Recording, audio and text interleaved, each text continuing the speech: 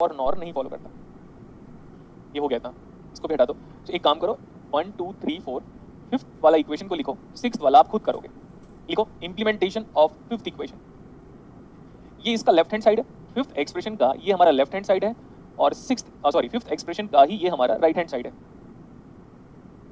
ठीक है, next one मैं बोल रहा हूँ फिफ्थ का लेफ्ट हैंड साइड वाला एक्सप्रेशन लिखो, a plus B bar plus C bar. मतलब ऐसा a प्लस बी, पहले हमने a प्लस बी को, मतलब पहले हमने a b को नॉर गेट से पास किया, उसके बाद वापस c के साथ ऐड करके वापस नॉर गेट से पास किया क्या बेटा?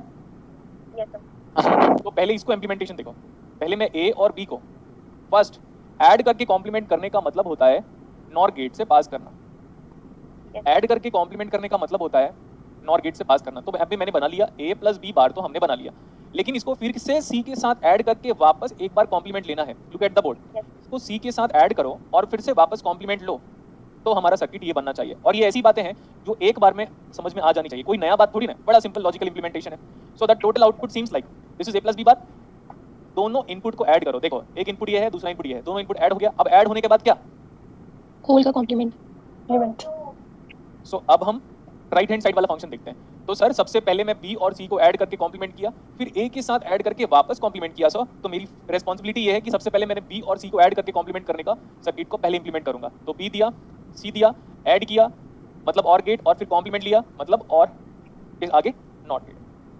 तो ये b इनपुट है, ये c इनपुट है, और फिर हम वापस ऐड करके किसके साथ ऐड करना पड़ेगा? बट इस बार a के साथ, a के साथ ऐड करना होगा। अब हम कॉम्प्लीमेंट लेंगे। Now look at the board, this is b plus c का बार। अब a के साथ ऐड करो, तो a के साथ देखो मैंने ऐड कर लिया, देखो मैंने ऐड कर लिया। अब ऐड करके क्या? कॉम्प्लीमेंट। अब अगर ये बात अलग है कि आपको डिमॉर्गन अप्लाई करना है तो आप कर लो, बट कोई अलग बात नहीं है। डिमॉर्गन अप्लाई कर रहा हूँ, a प्लस b में 2 टाइम्स कॉम्प्लीमेंट दिख रहा है क्या? Yes sir. डॉट c बार, ब्रैकेट ओपन करने से कुछ नहीं होने वाला, बस ये होगा, इसके सिवा कुछ नहीं होगा ब्रैकेट ओपन करने से। नेक्स्ट वन, यहाँ पे आएगा a bar plus become dot, और b प्लस c में एक साथ 2 बार कॉम्प्लीमेंट हो गया। ब्रैकेट ओपन करने के सिवा आपके पास कोई पॉसिबिलिटी नहीं है, चाहे तो ब्रैकेट ओपन करो या तो आप ब्रैकेट मत ओपन करो, बस ये है आंसर। सो इससे ये क्लियर हो गया, लेफ्ट हैंड साइड वाला circuit is not equal to, इसको कर सकते हो आप नीचे वाले को बड़े आराम से। Yes sir. पता है हम बड़े फास्ट, बेटा हम बहुत सही पढ़ रहे हैं। हम अपना, हमारा जो देखो, इसके पहले कोई था क्या स्टूडेंट डिस्नी पढ़ने वाला, जनवरी वाले बैच का, दिसंबर वाले बैच का? कोई है क्लास में? कोई नहीं है क्या क्लास में? कोई है क्या? 2 बार 3 बार बोलो। यस, कौन है? नाम बताओ। शिवानी। ठीक है, उस टाइम का स्पीड और आज लगभग कैसे बोल सकते हैं, 3 घंटे की क्लास रफली हुई है। उस टाइम पे जब दिसंबर वाला बैच था ना, 10 दिसंबर वाला, उसका 3 घंटे और आपके 3 घंटे में मुझे लग रहा है 5 घंटे में वो वहां तक पहुंचे थे, 5 या 6 घंटे में, और आप हार्डली 2.5 घंटे में या 3 घंटे में पहुंच गए हो। Yes sir. सही बोल रहा हूँ? Yes sir. अगर हम ऐसे सीरियसली चलने लगे ना बेटा, तो ना उनका जो 38 आवर्स के आसपास का सिलेबस था, अगर यही स्पीड में कंटिन्यू करने लगा तो 35 आवर्स में आपको उनका आगे पहुंचा दूंगा। लेकिन मर्जी आपकी, जितना कोऑपरेट करोगे आप उतना ही। बोलो ना। Yes sir. ऐसा बोलो कि सर हम कोऑपरेट नहीं करेंगे, थोड़ा स्लो पढ़ाओ। करेंगे सर हम। हाँ करना पड़ेगा आपको, ऐसा बोला मैं। अभी देखो, मैं ना एडर सर्किट पढ़ाता हूँ। क्या पढ़ाता हूँ? एडर पढ़ाऊंगा, सबट्रैक्टर पढ़ाऊंगा, हाफ एडर हाफ सबट्रैक्टर, फिर फुल एडर जब हम पढ़ाएंगे तो उस टाइम पे हम के मैप को कंप्लीट कर लेंगे। सही है? Okay. Let's talk about addition. उन लोगों ने एक्सेप्ट कर लिया था कि सर एडिशन पहली बार हमें समझ में आया करके, वो वाले बच्चों ने। तो आपको भी देख लीजिएगा। Let's talk about addition. Basic addition कैसे करते हैं इसको देखो। जैसे हमने बोला 734 प्लस 496, ठीक है? सही है?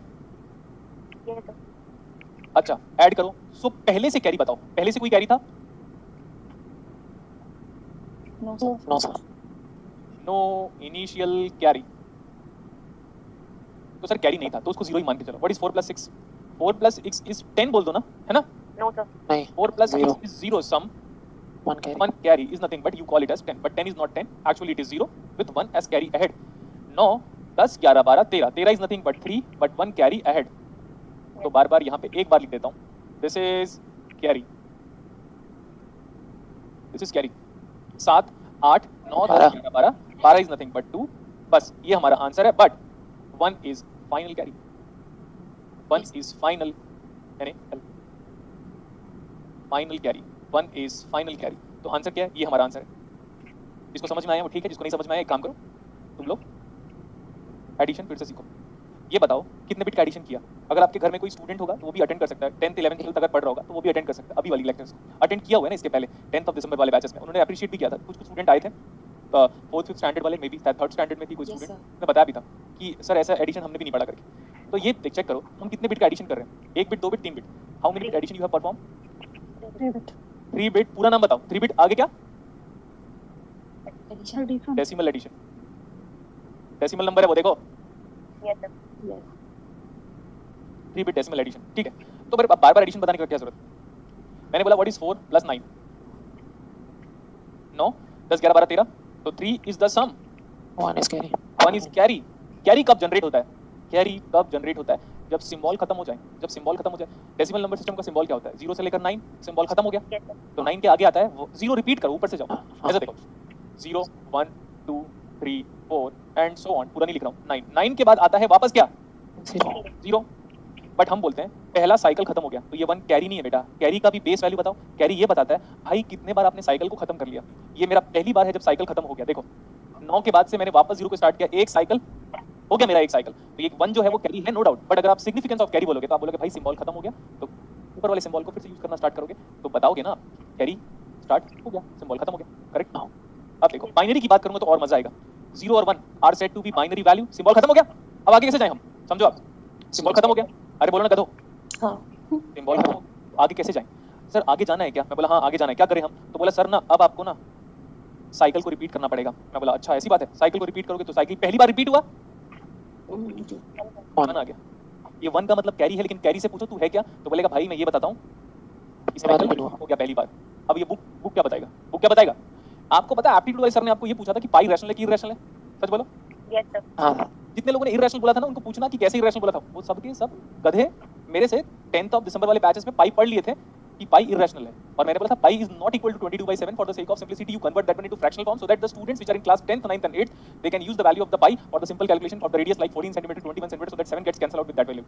7 1 7 7 2 14 7 3 21, इसलिए 21 सेंटीमीटर 14 सेंटीमीटर 7 सेंटीमीटर का रेडियस दिया होता है ताकि वो बच्चे जिसको पाई पहली बार उसके लाइफ में आया है उसको बोल दूंगा पाई इरैशनल तो खत्म हो जाएगा वो। समझ में आया? यस। ये भी बता दे रहा था कि पाई की वैल्यू 22/7 ही क्यों असाइन करती है, क्योंकि वो चाहते हैं कि इंटीजर से इंटीजर आराम से कैंसिल करते बने। तो जितने स्टूडेंट ना वो जो क्या बोलते हैं एप्टी की क्लास में पाई को इरैशनल चिल्ला रहे थे ना, नो डाउट उनका आंसर सही है, लेकिन उनसे पूछना कहां से सीखा। मेरी क्लास में तो आया था पाई इरैशनल, रिकॉर्डिंग लेक्चर में देखिएगा। ओके चलो अभी आ जाओ। मे भी उनको पता होगा लेकिन बहुत सारे लोगों को बाद में पता चला था। अच्छा आगे बताओ अब क्या करें आगे? ये 0 के बाद क्या आएगा? फिर से 1 और 1 यही हो गया, फिर से सिंबल खत्म हो गया क्या? अरे देखो ना फिर से 0 1 यूज हो गया। पहले 0 1 यूज किया था, फिर से 0 1 यूज हो गया, तो बोलेगा भाई क्या बोलेगा? एक बार फिर से आएगा ऐसे 0 तो 0 से शुरू करोगे, किया 0 से शुरू, लेकिन ये 1 के बाद क्या आएगा? 1 के बाद क्या आएगा? 0। लेकिन साइकिल फिर से रिपीट हो गया जी 1 तो क्या बोलोगे उसको? 1 अब ये यहाँ पे तभी आप ऐसे करके 99 के बाद 100 लिखते हो। 99 के बाद 100 क्यों आता है? 99 के बाद 100 क्यों आता है ना? अब तो दिख गया होगा। अच्छा देखो यहाँ पे मैं गया 98, हाँ देखो 98 यहाँ पे 8 लिखा हुआ है। पहली बार कोई बता रहे 99 के बाद 100 क्यों आता है? 98 के बाद क्या आएगा? 8 के बाद नेक्स्ट सिंबल 99। अब 9 के आगे क्या लिखोगे? सिंबल खत्म हो गया, 9 के आगे क्या लिखते हो? 0। तो 0 बोलेगा अब भाई मैं फिर से ऊपर से स्टार्ट करूंगा, मतलब साइकिल खत्म हो गया। साइकिल खत्म हो गया तो बोलेगा 9 को मैं एक कैरी दे देता हूँ, 9 को एक कैरी दे दो, तो 9 क्या बन गया? 10। लेकिन 10 नहीं है वो है 0 अलॉन्ग विद 1 कैरी। अब प्रूफ मिल गया आपको कि 99 के बाद 100 क्यों आता है। हाँ याद रखना बेटा, उन्होंने ना पता है जो आपके पुराने बैच है ना तो उन लोगों ने एक्सेप्ट कर लिया था लास्ट में, सर वी एक्सेप्ट कि एडिशन आपने सिखाया है, बेसिक्स ऑफ एडिशन। क्योंकि देखो आप किसी को पूछोगे बाद, अब किसी को पूछोगे कि 9 के बाद क्या आता है तो 10 ही बोलेगा। 99 के बाद क्या आता है? 100। अगर किसी को पूछोगे 99 के बाद 100 क्यों आता है तो क्या बोलेगा वो आपको? ये पागल बाहर निकल, ऐसा बोलेगा ना। Yes sir. हर चीज का एक मीनिंग होता है, जहां जहां तक मुझे मीनिंग पता होता है मैं डेफिनेटली अपने स्टूडेंट को कन्वे करता हूं। चलो अब और आगे बात करते हैं। देखो जैसे आप पढ़ते हो डिविजन, डिविडेंड, रिमाइंडर, कोशेंट, ऐसा मल्टीप्लिकेशन में भी होता है, ऐसा सब्सट्रैक्शन में भी होता है। 4 का नाम क्या है? ऑगेंट। क्या बोलेंगे? ऑगेंट। और 9 का नाम क्या है? एडेंट। बच्चों को जरूर सिखाइएगा, कौन आसपास जो होते हैं ना बच्चे उनको। समझ में आया? सो मैं बोल रहा हूँ x + y, अगर 2 नंबर या 2 डिजिट को ऐड करोगे तो या तो सम जनरेट होगा या तो कैरी जनरेट होगा या तो दोनों जनरेट होगा, but sum and carry are the generated. Sum भी जनरेट, सॉरी मैं गलत स्टेटमेंट बोल रहा था। अगर 2 नंबर को ऐड करोगे तो सम और कैरी दोनों जनरेट होगा। क्लियर इतना बेटा? Yes sir. x को क्या बोलोगे? Okay. वाई को क्या बोलोगे? Edit. कैसा लगा इन्फॉर्मेशन? Good, sir. हो गया था। अच्छा, ये कितने बिट का एडिशन है? ये 1 bit. 1 bit, sir. This is 1 bit based 10 addition, 1 bit addition. ठीक है, तो अब इतना आइडिया हो गया था, कोई बड़ी बात नहीं, बता दिया मैंने बेसिक्स ऑफ एडिशन। आगे चलें क्या? बोलो। हाँ Yes, sir.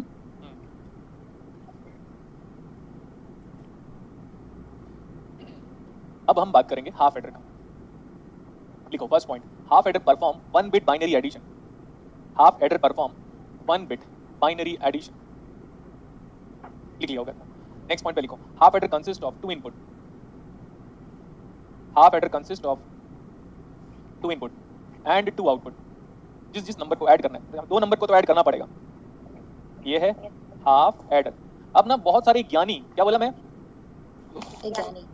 बहुत सारे ज्ञानी लोग बोलेंगे सर हाफ एडर का नाम हाफ एडर क्यों है? इसका आंसर मेरे को नहीं पता। ठीक है, अब तो मैं लॉजिकली दे सकता हूँ, बट वो देने के बाद मैं खुद सेटिस्फाइड नहीं होऊंगा। ठीक है, Yes, sir. लेकिन बताओ इससे क्या फर्क पड़ेगा? उन लोग क्या करना चाहते हैं पता है? उन लोग सब कुछ पढ़ लेंगे। अब देखेंगे, ये देखो, ये पढ़ाया ना, उन स्टूडेंट को इससे कुछ फर्क नहीं पड़ता। ये वेस्ट नॉलेज है उनके लिए। क्या बोला? ये पूरा वेस्ट नॉलेज है। उनको ना सिर्फ यहाँ है उनका दिमाग, यहाँ पे। ठीक है, कहाँ पे? Half adder. तो ये पक्की बात है बेटा, जब कोई भी स्टूडेंट आज तक जब मैं इसको पूछा ना सर हाफ एडर का नाम हाफ एडर क्यों है, तो मेरे को लगता है या तो वो अपनी इंपॉर्टेंस बताना चाह रहा है क्लास में, या तो वो ये इंडिकेट कर रहा है कि सर मैं तो पैदाइशी गधा हूँ, आज भी गधा हूँ, आगे भी गधा रहूंगा। ठीक है, ये ऐसा है। अब यार हाफ एडर का नाम अगर हाफ एडर मैंने बता भी दिया तो वो क्या मैथमेटिक्स हो जाएगा बताओ ना। और वैसे भी मैं ऑनेस्टी से बोला ना आपको, मेरे को अगर मैं डेफिनेशन बता दिया तो मैं खुद नहीं सेटिस्फाई हो पाऊंगा उस डेफिनेशन से, तो आपको क्या सेटिस्फाई करूँ? इसलिए बेटर ये है कुछ जगह पे नाम के पीछे मत भागो। अब मैं बोलूंगा भगत सिंह का नाम भगत सिंह क्यों था? Let's do a research kind of thing. Respected मतलब शहीद आजम भगत सिंह की बात करेंगे हम, उनका नाम ऐसा क्यों था? तो हम चले जाएंगे क्या उसकी कुंडली में? तो हो क्या जाएगा उसकी?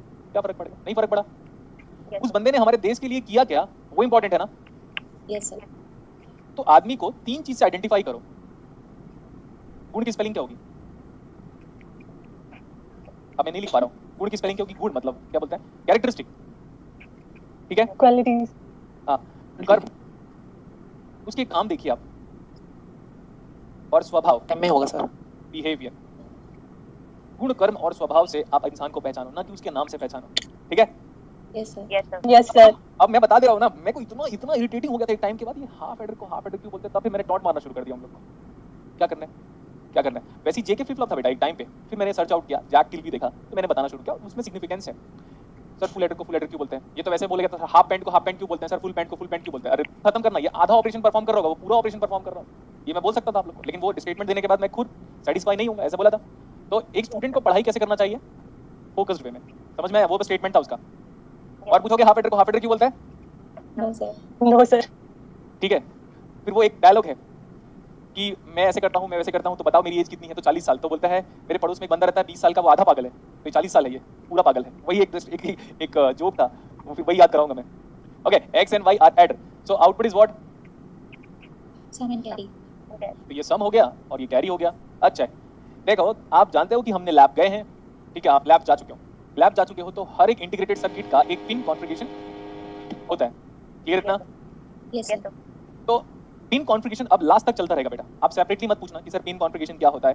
तो ये जान लो कि 7 पिन होंगे तो सातों पिन का नाम होना चाहिए। तो 1 का मतलब है ये एमएसबी पिन और 0 का मतलब है एलएसबी पिन। क्योंकि आज आपने कोई भी सर्किट बनाया होगा, कोई भी आईसी अगर आपको दे दिया जाए तो आप आंख बंद करके आईसी में वायर को नहीं कनेक्ट करते, आप उसमें डेटा शीट में देखते हो कि ये आईसी का कौन सा पिन है। अच्छा, 7वें पिन में सप्लाई वोल्टेज लिखा है, तब हम 7वें पिन में सप्लाई वोल्टेज देते हैं। तो लाइक दैट, तो सप्लाई मतलब हर एक इंटीग्रेटेड सर्किट का पिन कॉन्फ़िगरेशन पता होना चाहिए। तो जिस पिन में 2 लिखा होगा, 2 1 0 लिखा है, तो 2 वाला एमएसबी बनेगा और 0 वाला एलएसबी बनेगा।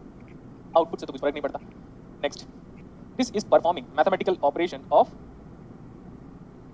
ये है बाइनरी एडिशन। ये क्या लिखा है? XOR नहीं लिखा है बेटा, ऐसा नहीं इंटरप्रेट करना है। सर ऐसा है क्या? ये No, sir.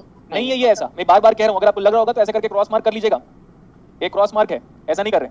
यहाँ पे अभी लिख रहा हूं मैं, चेक कीजिए। This is binary addition. और इसके पहले जो पढ़ाया था वो क्या था? Logical Decimal. एडिशन।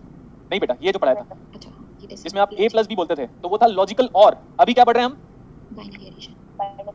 तो यहाँ पे मैं इसको लिख दे रहा हूँ, दिस इज लॉजिकल और। ये लॉजिकल एडिशन भी बोल सकते हो आप, लॉजिकल एडिशन। और लॉजिकल एडिशन नहीं पढ़ा रहा हूँ मैं, लॉजिकल एडिशन नहीं पढ़ा रहा हूँ मैं। नेक्स्ट वन वेरी इंपॉर्टेंट, जानते हो आप? Truth table. ट्रूथ टेबल से हम सर्किट की वर्किंग को प्रॉपर्ली एक्सप्लेनेशन दे सकते हैं। सम है, कैरी है, 0 0 0 1 1 0 1 1। What is 0 plus 0? 0 0 तो सम 0 कैरी। अगर ये समझ में नहीं आ रहा तो ऐड करके देख लेना। 1 सम नो कैरी, 1 सम कैरी नहीं है। 1 प्लस 1 वेरी इंपॉर्टेंट, यहाँ पे कर देता हूँ। 1 प्लस 1 0 1 कैरी सिंबल खत्म हो गया। 0 Zero. Is the sum carry 1 carry 1 and 1 is the carry generated. ठीक है, तो 0 सम 1 कैरी। बट अच्छा, मेरे को एसओपी पीओएस एक बार पढ़ा देना था बेटा। ठीक है, एडर बस बात कर लेते हैं हम, फिर एसओपी पीओएस स्टार्ट करते हैं। ठीक है, यस सर अभी यहाँ पे अभी जो मैं एक्सप्लेनेशन दे रहा हूँ मे बी आपको थोड़ा डिफरेंट लगे, बट थोड़ी देर में समझ में आ जाएगा। सम कब बनाया सर? सम 2 बार बनाया। एक बार जब x 0 है और y 1 है, x 0 मतलब x बार और y 1 मतलब y। और ये वाला 1 तब आया जब x 1 है और y कितना है? 0 ये वाला 1 तब आया x और y दोनों के दोनों 1 है। तो मे बी बेटा इसमें आपको प्रॉब्लम होगा, बट मैं गारंटी दे रहा हूँ नेक्स्ट क्लास तक आधे घंटे में, अगर आज की क्लास बची हुई तो, नहीं तो नेक्स्ट क्लास में आधे घंटे या 40 मिनट्स में ये डाउट एकदम 100% क्रिस्टल क्लियर हो जाएगा। बोलो यस और no? Yes sir let's talk about sum. Sum कितना आया? x bar y plus x y bar, और कैरी एक ही बार आया 1 x y। ठीक है,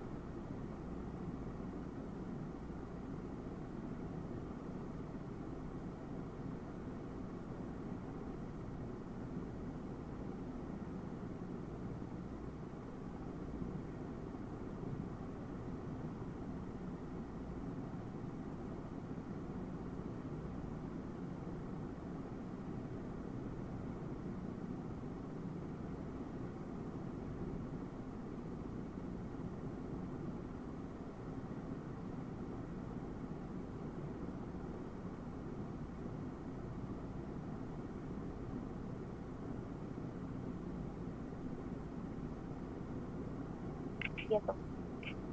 ओके, मैं बोलता हूँ मैं इस चीज को एक बार हाईलाइट करता हूँ, देखना है, देख लो फटाफट, जल्दी नोट कर लो।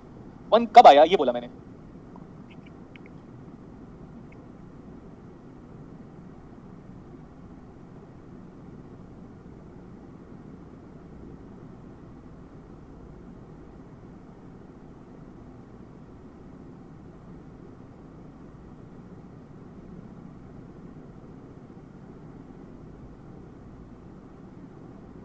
देख लिया?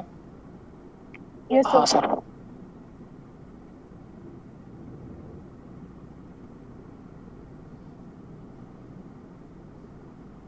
आप मेरे को थोड़ा सा टाइम दे दो, क्योंकि मेरे को ना एक्चुअली सीक्वेंस में मिसमैचिंग हुआ है बेटा। मेरे को लगा था मैं एडर में बिना किसी कंसेप्ट के एक्सप्लेनेशन दे दूंगा, बट यहाँ पे जो लिखा है ना, मे भी ऐसा हो सकता है कि 60% स्टूडेंट को डाउट हो जाए, बट मैं बोल रहा था ये जो 1 कब आया इसका डिस्कशन हम अभी स्टार्ट कर देते हैं, ठीक है? Yes, sir. अब देखो, हम डिजिटल 2 तरीके से पढ़ते हैं, सुनिएगा ध्यान से, ये बुक्स वाला ढंग से एक्सप्लेनेशन नहीं दे पाएगा। हम डिजिटल कितने तरीके से पढ़ते हैं? 2. इमेजिन करो, मैं एग्जांपल लेता हूँ, मेरा घर यहाँ से 1000 किलोमीटर दूर है, बुलेट ट्रेन का स्पीड 700 किलोमीटर पर आवर है, मान लेते हैं हम, करो तो पॉसिबल नहीं, अरे मैंने बोला मान लो करके, चलो एक काम करता है 200 किलोमीटर पर आवर, ठीक है? फ्लाइट भी 200 किलोमीटर पर आवर है, दोनों का डिस्टेंस और डिस्प्लेसमेंट सब कुछ आइडेंटिकल मान लेते हैं। मैं घर किससे जल्दी पहुंचूंगा? दोनों से ही, दोनों सब जगह पैरामीटर्स आइडेंटिकल है। मेरे पास घर जाने के कितने रास्ते हैं? तो डिस्टेंस पढ़ने के तरीके कितने हैं? 2। एक का नाम क्या है? SCP POS तो दूसरे का नाम क्या है? POS। फुल फॉर्म जान के होता कुछ नहीं है, क्या बोला? Sum of product of. Sum of product. मैंने क्या बोला उसको बताओ, फुल फॉर्म जान के कुछ होता है? No, sir. नहीं। फुल फॉर्म तो गूगल एलेक्सा भी बता देगी, श्री भी बता देगी, गूगल असिस्टेंट भी बता देगा, कुछ भी बता देगा, लेकिन वो क्या आपको वो एक्सप्लेनेशन दे सकता है कि एसओपी होता क्या है? नहीं दे सकता, लिख देगा बस। तो इसीलिए फुल फॉर्म में कम फोकस करो, वो तो 4-5 दिन में याद हो जाएगा। इसका नाम क्या है? लेकिन ये इसका एक्चुअल नेम नहीं है, ये इसका एक्चुअल नेम नहीं है, इसका एक्चुअल नेम है SSOP, जहाँ से ये आया है। और S का मतलब यहाँ पे क्या है? स्टैंडर्ड। आगे बोलो। Standard sum of product. और इसका जो एक्चुअल नाम SPOS। है SPOS, इसमें S का मतलब क्या है? स्टैंडर्ड। स्टैंडर्ड पूरा बोलो। Product of sum. Product of sum. सुनते रहिएगा और लिखते भी रहिएगा साथ साथ। इसको प्यार से क्या बोलते हैं?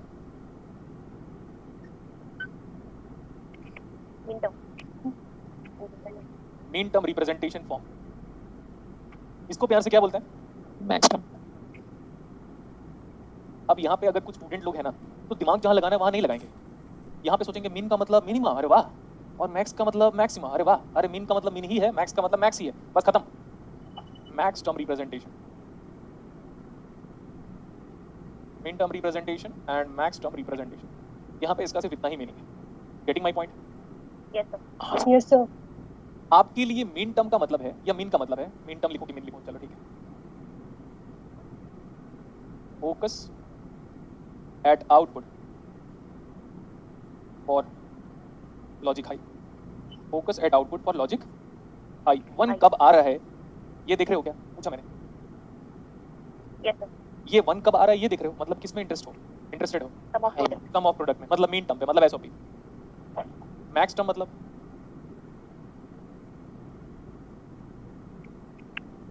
Focus at output for logic. Low. ये देखो, 2 भाई हैं, मैं और मेरा भाई। मैं बोल रहा हूँ लाइट भाई 4 घंटे ऑन था, मेरा भाई बोल रहा है भाई 6 घंटे ऑफ था, सॉरी 24 - 4 20 घंटे ऑफ था। नहीं है इतना ही, बात तो एक ही है ना। Yes, sir. Yes, sir. Mummy आई, बोली 1 दिन से मैं घर से बाहर थी, बताओ लाइट कितने देर चला? तो मैं बोला 4 घंटे। फिर मम्मी आई, बोली लाइट कितने देर ऑफ था? तो भाई बोला 20 घंटे। बात तो एक ही है। Yes, sir. ठीक है, तो both do carry same information. एक बोलता है कि बताओ आउटपुट हाई कब आया, एक बंदा क्या बोलता है? आउटपुट हाई कब आया, और एक बंदा बोलता है आउटपुट बताओ लो कब आया। बात तो एक ही है यार। फैन कब ऑन हुआ इज सेम एज फैन कब ऑफ हुआ, बात तो वही है। Yes, sir. ठीक है, रिप्रेजेंटेशन ऑफ वेरिएबल।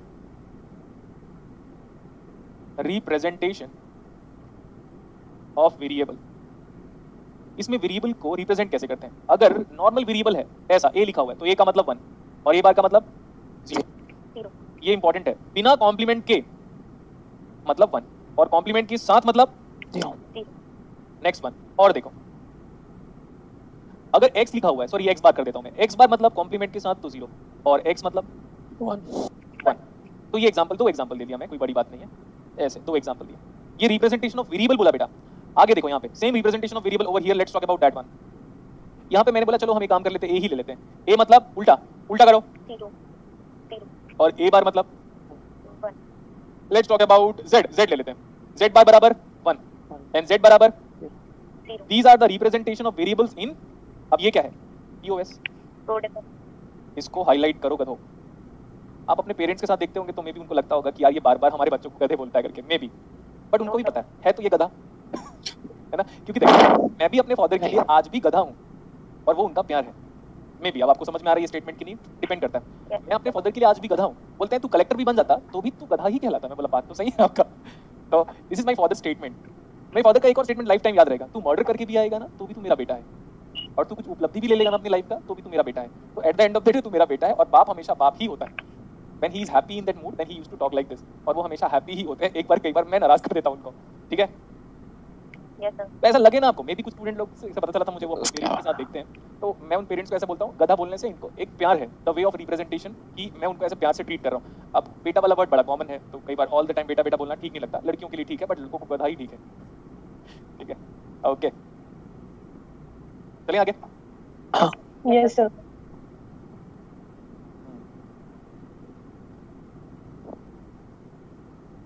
ये डिफरेंस बिटवीन टाइप्स लिख रहा है ना आपको, Yes, sir.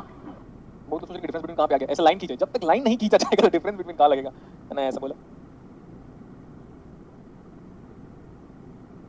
ठीक है। बाकी इसमें तो कुछ डेफिनेशन ऐसा है नहीं। हाँ, एसएसओपी और एसओपी में जो डिफरेंसेस है वो आपको टाइम के रेस्पेक्ट में समझ में आ जाएगा। क्लियर इतना? Yes sir yes sir. अब देखो, मे बी हम नेक्स्ट क्लास में एग्जांपल करेंगे तो आपको समझ में आएगा, लेकिन एक बार बस रीड आउट कीजिएगा। देखो बेटा, मेरा एक एडवाइस ये है कि डिजिटल आसान लगता है, सही है, आसान लगता है, और वही आसान जिसको आप बार बार सरल सरल सरल बोलते हो, तो वही बाद में प्रॉब्लम करता है। हमेशा आपको बोला जाता है कि आप अपने शत्रु को क्या क्या स्टेटमेंट क्या था, कमजोर मत समझो, ऐसा मत नहीं समझ। डिजिटल आसान लग रहा है तो क्रेडिट मेरा है, आपका नहीं है। मैं बार बार पढ़ा चुका हूँ, मैं बार बार पढ़ चुका हूँ, लेकिन ऐसा नहीं है कि आप नेक्स्ट क्लासेस में आओ तो बेसिकली एडवाइस ओवरऑल कंक्लूजन ये है कि नेक्स्ट क्लासेस में आओ तो पिछली 2 क्लासेस का पढ़ के आइएगा, और वो बीजीटी वाला न्यूमेरिकल कीजिएगा खुद से अपने हाथों से, जिससे आपको ये पता चल जाएगा भाई ये तो गजब क्वेश्चन है यार, ये इन्वर्टर भी प्रूव कर रहा है, plus active saturation cut off गजब डिस्कशन है ना, वो होता है डायरेक्ट मीनिंग, गजब बेइज्जती है, गजब डिस्कशन है। Yes sir. हाँ, तो बाकी टीचरों की डिसरेस्पेक्ट करने के लिए मैंने ऐसे पढ़ाया है। बाकी टीचरों का मतलब समझ लिया करो। इलेक्ट्रॉनिक्स के टीचर जब वो देखें आपकी कॉपी कभी, बोले ये क्या है, ये इलेक्ट्रॉनिक्स है, ऐसे तो हमने कभी पढ़ा नहीं है। ये हो चुका है पता आपको, मेरे होम टाउन पे, मेरे होम टाउन में किसी टीचर के हाथ में मेडिसिन के नोट्स लग गए थे, बोले ये कैसे है, ये तो होता ही नहीं है, हमको तो पता ही नहीं है, समझ में? Yes sir. हाँ, और ऐसा नहीं है, स्टूडेंट ने फीडबैक भी दे दिया मुझे, ऐसा है। तो देखो, रिप्रेजेंटेशन ऑफ वेरिएबल, अब ये फंक्शन का रिप्रेजेंटेशन है। अगर कोई फंक्शन एसओपी में लिखा हुआ है तो उसके लिखने का तरीका ऐसा होगा, समेशन ऑफ स्मॉल m मतलब मिन टर्म, समेशन का मतलब नॉर्मल समेशन, इंटीजर होगा 1 2 4 7, कोई एग्जांपल दे दिया मैंने अभी। नेक्स्ट सर, अगर एसओपी में है तो ये समेशन ऑफ m लिखा होगा पक्का, कभी कभार स्मॉल m को हटा देता है, लेकिन स्मॉल m का होना अच्छी बात है, हटा दोगे तो भी कोई गलत बात नहीं है। 1 3 8 10 ब्रैकेट के अंदर हमेशा क्या आएगा, इंटीजर। लेकिन अब इंटीजर इंटीजर मत चिल्लाओ, क्या बोलोगे? इंटीजर इंटीजर मत बोलो, क्या बोलो? Max term. Mean term. ये सब मिनटम है, ऐसा नहीं। अब बहुत सारे गधे इतने अलग ही दुनिया में होते हैं, 7 बस मिनटम है, मतलब 10 ही मिनटम है। अरे 8 भी मिनटम है, 3 1 2 4 सब मिनटम है। 7.1 मत लिख देना, बता दियो मैं, है ना। हाँ, सारे इंटीजर होंगे, negative integers are not allowed, 0 starting से है। अब आपको पता चल जाएगा आने वाली क्लास में, अच्छा ये मिनटम का क्या मतलब है, समझ में आ रहा है करके। नेक्स्ट इधर आ जाओ, एफ ऑफ पीओएस, तो ये है पाई, ऐसा लिखा रहता है पाई कैपिटल एम। पाई मतलब representation, not the value, pi is just representation not the values. कुछ भी लिखो, 4 8 15 कुछ भी लिख दिया, बस 3 ही लिख दिया, कोई बात नहीं। एफ ऑफ पीओएस, ये है पाई कैपिटल एम 1 5 7 9, कुछ भी लिख दिया, लेकिन वो इंटीजर होना चाहिए। नेक्स्ट हम सरल भाषा में क्या बोले सर, ये 7 बोलो 9 बोलो, किसी भी को बोलो, ये सब क्या है? नेक्स्ट मैक्स टर्म, किसी भी को आप बोल सकते हो मैक्स टर्म, मैक्स टर्म। अच्छा, मैं एक नाम भूल गया, वो नाम आप भी कभी सुने नहीं होंगे, वही सुन सकता है जो मेरा स्टूडेंट हो। बताऊं? Yes sir sir. और आप में से बताइएगा ये नाम कहाँ पे सुना है, बताइएगा।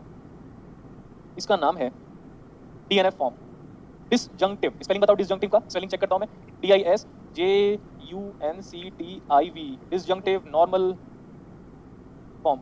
याद रखना, कंप्यूटर साइंस वाले ये वाला वर्ड यूज करते हैं क्योंकि उन लोग डिस्क्रीट मैथमेटिक्स पढ़ते हैं, इसीलिए तो उनके लिए यही है। और हमको भी ये नाम पता होना चाहिए, मतलब एग्जाम में बोल दिया डीएनएफ फॉर्म, हम तो खत्म। और फिर कंजंक्टिव नॉर्मल फॉर्म, स्पेलिंग बताओ कंजंक्टिव की, CONJUNCTIV, कंजंक्टिव नॉर्मल फॉर्म। नाम कैसा लगा? प्रेम, नाम तो सुना होगा, ऐसा नहीं नाम तो सुना नहीं है, नाम तो सुना ही नहीं था सर, ऐसा बोलो। सुना ही नहीं था सर। हाँ, और अगर सुना भी होगा ना बेटा, याद रख लेना वो मेरी ही क्लासेस का था, झूठ मत बोलना।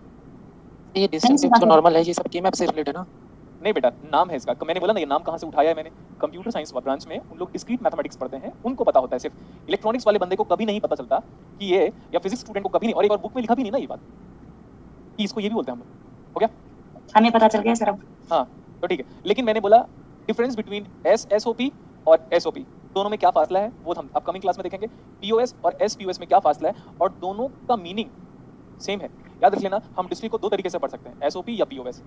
हाँ, हम SOP को POS में कन्वर्ट कर सकते हैं, POS को SOP में कन्वर्ट कर सकते हैं, लेकिन उन दोनों में कोई रिलेशनशिप है क्या?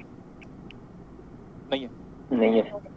ठीक है, अब आप बोलोगे सर ट्रेन और फ्लाइट में क्या रिलेशनशिप है, मेरे को बता दो। चलो मैंने एग्जांपल भी दिया था, उसी का एग्जांपल दिया था जिसको आप एकदम रिलेट भी कर सकते हो। ट्रेन एकदम मेरे घर से जस्ट सामने से निकलती है, मेरे घर के सामने छोड़ती है। फ्लाइट भी मेरे घर के टेक ऑफ होता है, हेलीकॉप्टर मान लेते हैं हम, वहीं से टेक ऑफ होता है, घर के ऊपर लैंड करता है।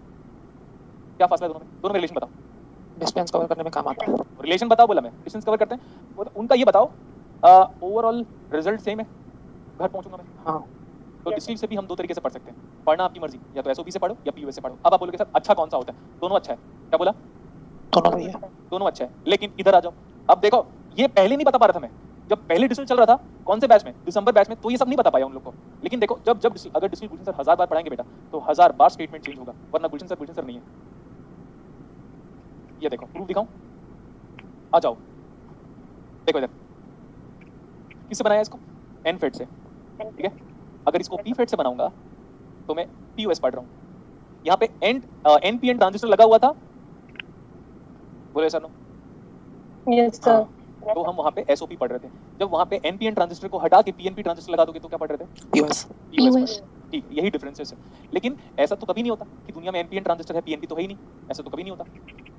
तो SOP से पढ़ो, POS से पढ़ो, कोई बात नहीं। लेकिन होता क्या बेटा, N टाइप ऑफ ट्रांजिस्टर को हम ज्यादा यूज करते हैं। फिर आप बोलोगे सर ऐसा क्यों? क्योंकि होल को क्रिएट करना इट्स फर्स्ट थिंग। चलो मैंने बोला होल भी गया बाहर में। मोबिलिटी किसकी ज्यादा होती है? करंट ड्राइविंग कैपेसिटी किसकी ज्यादा होगी, NPN ट्रांजिस्टर की PNP की? इलेक्ट्रॉन्स की तरफ से NPN सर। NPN ट्रांजिस्टर का इलेक्ट्रॉन का कंडक्टिविटी लेवल मोबिलिटी की वजह से ज्यादा होगा। ज्यादा होता आप बोलोगे सर ऐसा भी कि मोबिलिटी ऑफ इलेक्ट्रॉन क्यों ज्यादा? क्योंकि इसमें इनर्शिया का एक्शन हो जाता है। अब आप बोलते हो इनर्शिया की वजह से बॉन्ड को ब्रेक करके, तो बॉन्ड को जब ब्रेक करते हो तो आधी एनर्जी तो उसके पास कंज्यूम हो गई, बट हम ऐसे बोलते हैं कुछ एनर्जी होल्स के पास एब्जॉर्ब हो जाता है, इन द सेंस लाइक कि बॉन्ड को ब्रेक करने में जो एनर्जी कंज्यूम हो जाता है, इसीलिए हम बोलते हैं लॉ ऑफ इनर्शिया की वजह से होल के मास को डिस्क्राइब किया जाता है। वैसे भी आप फिजिक्स के स्टूडेंट हो, आप सॉर्ट आउट करो कि क्यों होल का मास ज्यादा होता है और क्यों इलेक्ट्रॉन का मास कम होता है। इसी वजह से मोबिलिटी किसकी ज्यादा होती है? इलेक्ट्रॉन्स। तो हम बोलेंगे सर अगर हम NPN ट्रांजिस्टर बनाए या NFET बनाए या NMOS बनाए, तो उसमें क्या होता है, इलेक्ट्रॉन का मोबिलिटी ज्यादा होता है, ज्यादा इलेक्ट्रॉन फ्री होकर मूव कर सकता है, तो current carrying capacity N type of transistors की ज्यादा होती है। इसीलिए प्रिसाइसली रियल वर्ल्ड में हम SOP इंप्लीमेंटेशन को ज्यादा फोकस करते हैं। डेप्थ की बात की हो गया इतना? Yes sir. नेक्स्ट, अगर मेरे को P टाइप ट्रांजिस्टर बनाना है, सुन लो ध्यान से, ये क्लास स्टेटमेंट है। अगर मेरे को P टाइप ट्रांजिस्टर बनाना है और N टाइप ट्रांजिस्टर बनाना है, दोनों आइडेंटिकल है, तो कौन सा अच्छा काम करेगा करंट के रिगार्डिंग? N type sir. हाँ, क्यों? वो तो पता चल गया। अब मैं बता रहा हूँ, अगर ज्यादा करंट फ्लो करवाना है तो रेजिस्टेंस को क्या करोगे? ज्यादा करंट फ्लो करवाना है तो रेजिस्टेंस को क्या करोगे? डिक्रीज। कम करें। तो क्रॉस सेक्शन एरिया क्या होगा? इंक्रीज। तो ठीक है, अगर मैं बोला सर ऐसा डिवाइस लेके आओ जिसमें NMOS और PMOS की कंडक्टिविटी या NPN ट्रांजिस्टर और PNP ट्रांजिस्टर की कंडक्टिविटी बराबर हो, तो जो साइज ऑफ PMOS होगा ना वो इतना बड़ा होगा, या PNP ट्रांजिस्टर, और साइज ऑफ NPN ट्रांजिस्टर थोड़ा छोटा होगा। तो हमेशा P वाला PNP ट्रांजिस्टर, PFET और PMOS साइज में लगभग 2.5 गुना होंगे। और उसका भी वजह बता देता हूँ मैं आपको। मोबिलिटी का रेशियो लिखाया होगा मैंने, 1300 500 सिलिकॉन का, 3800 और 1800। तो 3800 को 1800 से डिवाइड करो तो लगभग 18 टू 36, और तो 2 से ग्रेटर आ रहा है, 2.5 गुना बोला था मैंने। नेक्स्ट 1300 और 500, 5 × 2000 होता है, लगभग 300 बच गया। तो 2.2 से लेकर 2.7 टाइम्स ज़्यादा बड़ा होगा PMOS, PNP ट्रांजिस्टर्स और PFET as compare to NFET। अब जब साइज बढ़ गया सारे ट्रांजिस्टर्स का, तो फोन का साइज जो इतना बड़ा है उसका 2.5 गुना कर लो, इतना बड़ा आएगा फोन। इतना डेप्थ है मेरे को इलेक्ट्रॉनिक्स का। हो गया? वो भी कहाँ से कहाँ तक स्टार्ट किया था आई डोंट नो, बट मैंने बता दिया आपको। बट ये फोकस करो आप। लास्ट वाला स्टेटमेंट कैसा लगा, मेरे को फीडबैक बता दो। एक क्वेश्चन था। हाँ बहुत अच्छा सर, होल का मतलब मास हमेशा तो ज्यादा नहीं हो सकता ना? तो बेटा वो मैंने Depend बोला करता है आप वो। physics- हाँ मैं तो बोला भी ना पहले ही कि फिजिक्स के स्टूडेंट हो। अब आप रिलेटिविस्टिक मास बोलोगे तो रिलेटिविस्टिक मास कहाँ निकालते हो, देख लो एक बार। ठीक है, मैंने पहले भी बोला था आपको, आप फिजिक्स के स्टूडेंट हो, आप होल और इलेक्ट्रॉन के बारे में मेरे से बेहतर जानते हो। ठीक है? नहीं सर, आपसे बेहतर नहीं जानते हम। अरे आप अरे यार ऐसा मत बोलो। ठीक है, मैं तो थ्योरी ऑफ रिलेटिविटी मैं कैसे पढ़ूंगा बेटा? थ्योरी ऑफ रिलेटिविटी तो हम नहीं पढ़ते ना। अब हमको समझ में नहीं आता कि रिलेटिव मास क्या है और एब्सोल्यूट मास क्या है, थोड़ा मेरे को स्टडी करना पड़ेगा, तो एक टाइम तक मैं भी जान जाऊंगा। सर थोड़ा स्लाइड शो करा देना सारी। ऊपर नीचे इधर। हाँ सर थोड़ा सर वो इफेक्टिव मास वाला कांसेप्ट में सर पढ़ते हैं, इफेक्टिव मास वाला कांसेप्ट। देखो बेटा, आप फिजिक्स में पढ़ो ना प्लीज उसको, इफेक्टिव मास और रिलेटिविस्टिक मास आप पढ़ते भी हो, मेरे को मत पूछो ना, अच्छा नहीं लगेगा मेरे को आता भी नहीं है वो। आप जानते हो थ्योरी ऑफ रिलेटिविटी में आप m0 = me divide by √1 - v²/c² ऐसा कुछ पढ़ते हो आप? मेरे से क्यों पूछ रहे हो? तो आप देखो ना वहां पे कि जब लाइट की स्पीड से इलेक्ट्रॉन मूव करने लगेगा तो उसकी मास इंफिनिटी हो जाएगी, मे भी ऐसा पढ़ते हो आप लोग, है ना? मास मेरे को क्यों पूछ रहे हो यार? कुछ भी आप ही तो बोले।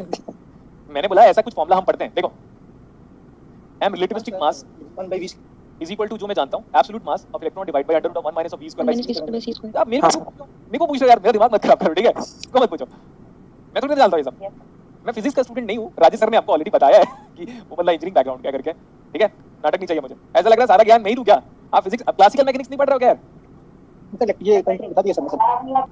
हाँ तो पढ़ो ना भाई, वहां पे डिस्कशन करो, वहां पे। अब देखो मैं बता रहा हूँ, आप लोग पढ़ के आओगे मेरे को बताओगे रिलेटिविस्टिक मास, एब्सोल्यूट मास, और आप बताओगे आप लोग नेक्स्ट क्लास में बताओगे सर क्यों होल का मास ज्यादा होता है, हम कैसे मेजर करते हैं, कैसे इलेक्ट्रॉन की मास को मेजर करते हैं, वो साइक्लोट्रॉनिक डिवाइस होता है, तो ये सब आप बताओगे नेक्स्ट क्लास में। 5 मिनट दूंगा बताने के लिए। Bye, okay. टेक केयर बेटा। फिजिक्स भी हमसे ही पढ़ेंगे, हाँ चलो पढ़।